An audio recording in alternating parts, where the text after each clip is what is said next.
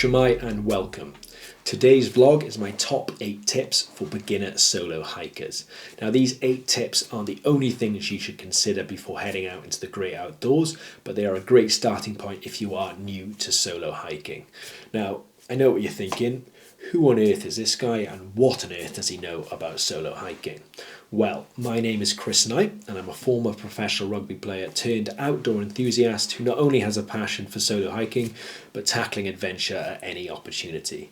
Now, I began solo hiking around 7-8 years ago when I was unfortunately forced to retire from professional rugby due to a slip disc in my back and having a body that resembles a greenhouse pretty much. I was extremely brittle. I used hiking as a way to not only stay on top of my physical and mental health, but it was a way to experience and see the great outdoors that we have here in the UK. Since then, I've been solo hiking in multiple countries across the world, including Scotland, the Dolomites, Switzerland and New Zealand, which is probably my favourite country of all behind Wales. Now, before I majestically grow a beard and head into the Brecon Beacons National Park to talk you through my 8 tips, I thought I'd start you off here at home with tip number 1, which is arguably the most important and something that you should all do before you set off. Tip number 1, plan and understand your route. Now there are several key things I would advise you find out before setting off on your adventure. Firstly, the logistics of your hike. Where does it start? Where does it end? And where are you going to park? Secondly, the key information. How long is the hike? How much elevation gain is involved? And what is the type of terrain and landscape that you're going to be walking over? Thirdly and finally is the weather, not only on the day of the hike but in the build-up, as this will affect the terrain and the landscape you are hiking on. Once you know these 3 things and combine it with your own fitness levels, you should be able to gauge how long the hike will take alongside what things you need to bring with you. Now there's a couple of steps I like to take in order to find out this key information. First and foremost, I do a good old-fashioned Google search of the hike. There's usually someone out there that's written a detailed hike blog or guide that will not only provide you with all the key information, but will also provide photos and videos so you can get a better understanding of your route. Secondly, I like to plan and download my route using apps and websites. Now there's 2 that I predominantly use. The first and foremost is Komoot. It's completely free, although you can pay for the premium offline service. This is really good for understanding the type of terrain that you're going to be tackling. Secondly, I use a website called FatMaps, which is a 3D mapping service. I think this is absolutely brilliant. For someone like myself who likes to visually picture the route in my head, it's really good for understanding not only the length and duration, but the size of the mountains that I'm going to be tackling. Thirdly and finally, I triple check the weather using multiple sites to make sure I'm prepared and I'm packing all the right gear. Now this may seem a little OTT, but I'd rather be over-prepared than under-prepared. One thing I would say, if you are new to solo hiking, I would recommend taking a short, familiar and well-marked route to start off with. I'd also advise tackling it nice and early and in good weather conditions, as this will help with both navigation and confidence. So tip number 1, plan and understand your route.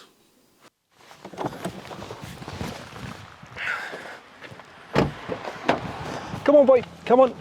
So my second tip for solo hikers is to bring a dog. They don't complain, they enjoy going on walks, and they don't eat all your food. That's not really my second tip. My second tip is around safety. So before you set off, it's good to let someone know exactly where you will be going, where you started from, and how long the route's going to take. You could also let them know a few landmarks or mountains on the way that you're going to visit. That way, if something does go drastically wrong, they know roughly where to find you and where you've actually been. Another good thing to do is drop a pin at the location where you start from. Now I got this tip from Grace's Adventures. Check out her channel, she's got some really good stuff. That way, firstly, if you lose your way, you know exactly where you got to get back to, and secondly, you can send your pin via WhatsApp to someone else so they know exactly where you are. Now thirdly, I like to take a few things with me for safety purposes. The first is a head torch. I got this one off Amazon for about 20 quid. It's so bright it'll burn your retinas out. Now I take this just in case I end up hiking after dark or my hike takes a lot longer than expected. Really good bit of kit this. Secondly, I take a power bank and a cable. Now this is so if my phone runs out of juice, I can give it a little bit more. Always handy this is. And then finally, a little health and safety kit. So I've got a foil blanket in there, some bandages, paracetamol, little things like that, just in case something does go wrong, I can put a stop to it. One final thing is I consider downloading an app called What 3 Words. It gives you your exact grid reference of where you are, no matter what it is. So that way, if you do have to ring for mountain rescue, which is 999 by the way, they know exactly where to find you. So tip number 2, nail your safety. Come on, boy.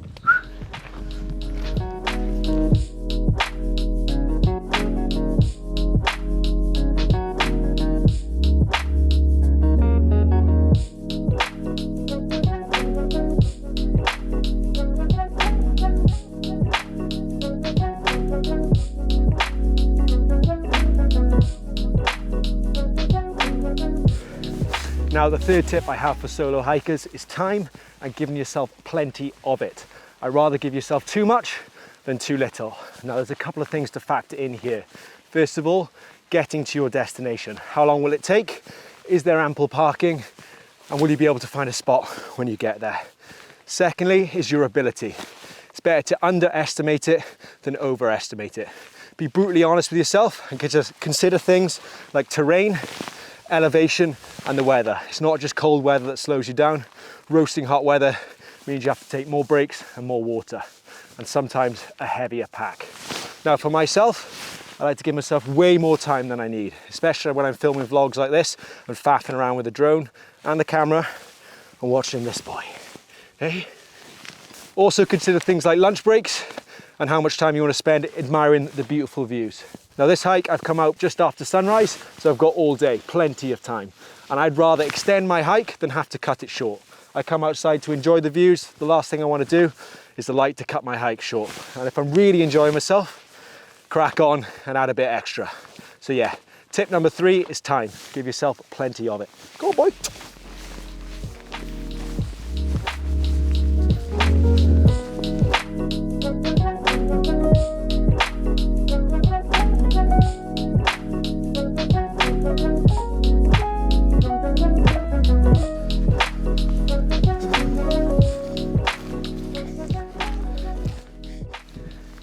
Now my fourth tip is actually a retraction of tip 2A of bring a dog.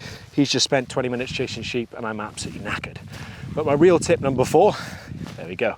My real tip number 4 is clothing. Wear the appropriate clothing, not only for the time of year you're hiking, but the weather conditions you are hiking in. Now there's a couple of sites I like to check for the weather, the Met Office and Mountain Forecast. I like to cross-check them, make sure they're both saying the same thing. And I also use an app called Windy to help me show the wind speed and direction of the hike I'm going on. Now also it's appropriate to dress for the conditions and time of year you're hiking in. There's no point wearing a thick down jacket and trousers in the middle of summer, just like you can't wear shorts and t-shirt in winter, although it is January and I'm absolutely roasting. I won't go too much into the hiking gear that I wear because I'm going to do a separate vlog on that, but there are 4 things I always bring with me. The first is a waterproof coat that is also windproof. No matter the conditions, I always bring it just in case. A sturdy and comfortable pair of hiking boots. I've got a couple of pairs for different seasons, but I make sure they're Gore-Tex so I can splash through puddles and any moisture that I pick up from the ground doesn't seep through. A comfortable backpack with chest and waist straps and padded shoulders. This helps carry the load of all the gear I bring, especially all the camera equipment. For me, it's pretty essential. And finally, extra layers. No matter the time of year or the season or the weather, I always pack extra layers because the mountains are generally a lot colder, a lot more unpredictable than down in the valley. Just because the conditions are nice down there doesn't mean they're going to be nice up there. So always pack an extra layer. So remember, pack for the season and the conditions you're hiking in. Tip number 4. Come on, boy.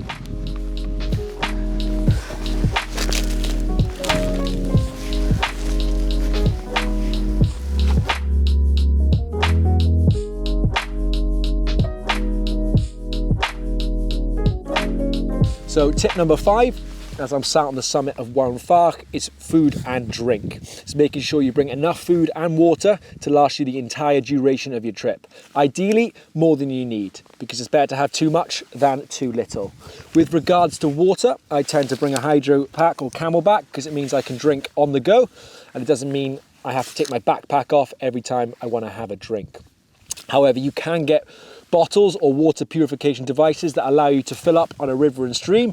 These would be better for people who don't like carrying lots of weight on their backs.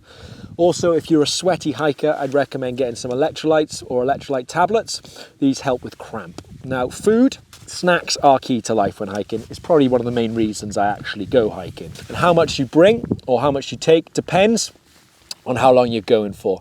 I generally like to smash a big meal out before I leave, and I like to have something waiting for me when I get back. A couple of my favourite things to eat on the hikes are protein bars, so for Phil and Cliff bars are big firm favourites. The humble banana, which I just smashed now. I also like Scotch eggs and good old-fashioned Haribo. You can't beat it. However, when I'm hiking, I do like to mix up what I eat. I don't like to just eat sugary carbs. I like to eat a wide range of macronutrients, including proteins and fats, so I don't crash and burn. If I'm going on longer hikes, say over 4 hours, I'll generally bring something to smash, like a big lunch, sandwiches, overnight oats, and wraps, whatever I make up in the kitchen. But generally, shorter hikes, snacks, and plenty of water. So tip number 5, bring plenty of food and water.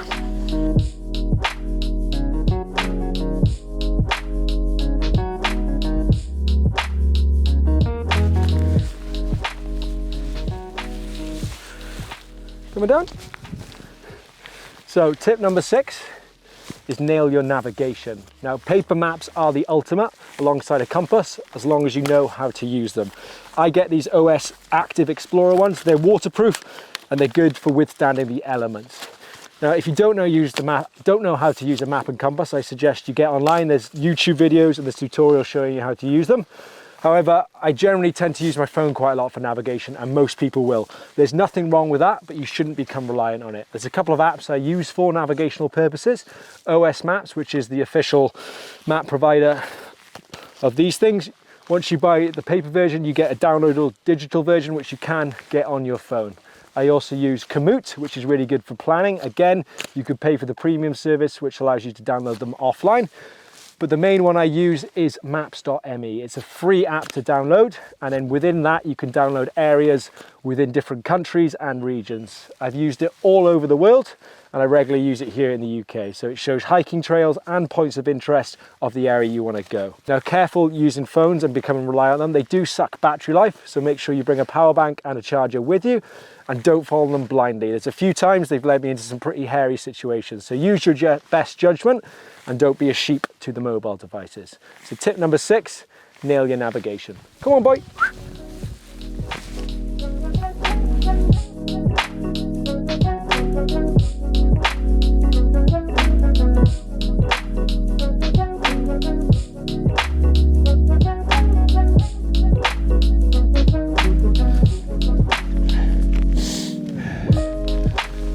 Beautiful evening here in the Brecon Beacons. Got the Western fans behind me, the Carmarthenshire fans, absolutely stunning. Now, tip number 7 is know your limits. Don't be afraid to turn back, change your route, or bail on your hike. Now, this is a fine balance between pushing on and trying to push yourself and knowing when it's exactly the right opportunity to turn around and call it a day. There's been numerous times on hikes that I've done, both in the UK and abroad, when I've had to bail. It happened in New Zealand, it happened in Switzerland when I was halfway across the Hardegrat Ridge, dehydrated, sunstroke, took the walk of shame down. There's absolutely nothing wrong with it. The mountains will always be here. They're not going anywhere. Ego is the enemy, and it's not worth risking injury or potentially your life for a hike.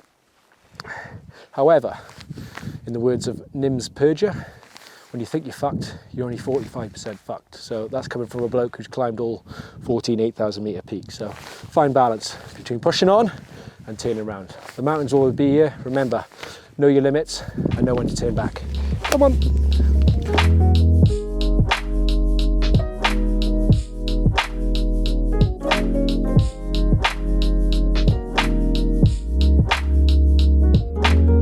So I made it up to Pen y Fan just before sunset. Absolutely incredible views. Although the moon's risen, there's a purple haze in the sky and I don't know where to look. Behind me is the summit of Cribben, and behind that Fanabig, and this is one of the best views in the national park. It's absolutely stunning. Now, my 8th and final tip for solo hikers is to embrace it, enjoy it, and do it with a smile upon your face. Honestly, the first couple of times you go out, it'll be daunting, you might feel overwhelmed, but I promise you, once you get a few hikes under your belt, you feel like a new person, and it's absolutely liberating to go out and complete these hikes by yourself, not have to worry about anyone else. You can go where you want, when you want, and do exactly what you want. It's absolutely liberating, especially when we live in such a beautiful part of the world. We've got 3 national parks here in Wales, 2 of which contain some pretty epic mountains. And then in England, you've got the Lake District, and Scotland, you've got the Highlands. They're a different level. So that's my 8th and final tip. Embrace it, enjoy it, and do it with a smile on your face. Hope you enjoyed. Thanks for watching. Like, subscribe and all that, and check me out on Instagram if you want some more landscape and hiking content. Come on, boy, let's have a seat. Come on, sit down, sit down. Good boy, sit down. Good boy. Hey, what have you? What have you? Give me a kiss.